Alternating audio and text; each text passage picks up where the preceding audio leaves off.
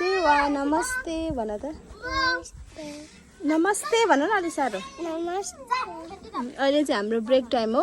अनि हामी चाहिँ के भन्न आएको भन्दाखेरि तिमी के भन्ने अरे ईशान के भन्ने अरे दुर्गेश थापा अहिले चाहिँ उसले दुर्गेश थापा भन्यो होइन अब चासो आउनु अस्ति नै मैले इसाङलाई इसाङ तिमी के अनि म क्लासमा उनीहरूलाई सोधिरहेको हुन्छु क्या अनि तिमीहरू के भन्ने भोलि सरी भोलिको दिनमा के भन्ने इच्छा छ भनेर सोध्थेँ क्या सोध्छु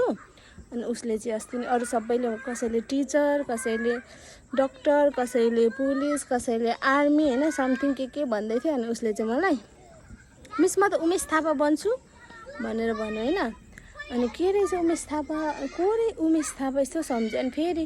के भन्ने अरे नानी भनेर सोधेँ अब के कन्फ्युज भएको होला भनेर अनि फेरि मिस म त उमेश थापा बन्छु अनि मेलामा नाच्छु के हो तिम्रो नाम के पो समथिङ छ नि दुश्मन हेरेको हेरे गीत गाइदिनु त छिटो ज्ञानी मान्छे पो त ल गाइदिनु दुश्मन हेरेको हेरे कता हिँडेको बिजुली बालेर चासुम डान्स गर्ने हट भएर पट भएर यो गीत गायो क्या उसले अनि म त यस्तो हाँस उठ्यो यता हेर्नु न इसाङ यस्तो हाँस उठ्यो मलाई यस्तो हाँस उठ्यो इसाङ चाहिँ अनि दुर्गेश थापा भन्ने रहेछ उसले उमेश थापा भनेर भन्यो हजुर उमेश थापा भन्ने हो यता हेर्नु न हो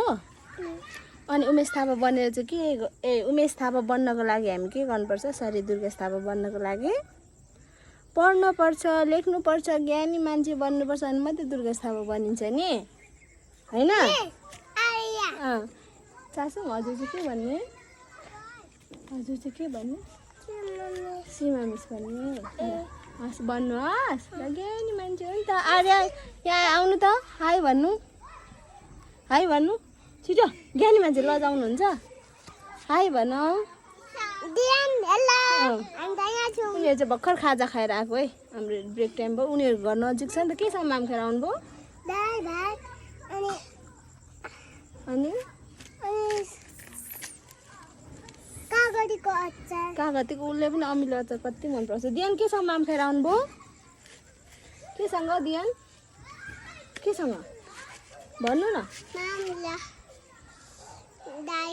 माम र दाल चासुमले केसँग चासुमले नटोक्नुहोस् त्यस्तो चासुमले भुटी माम ल्याउनु भएको थियो नि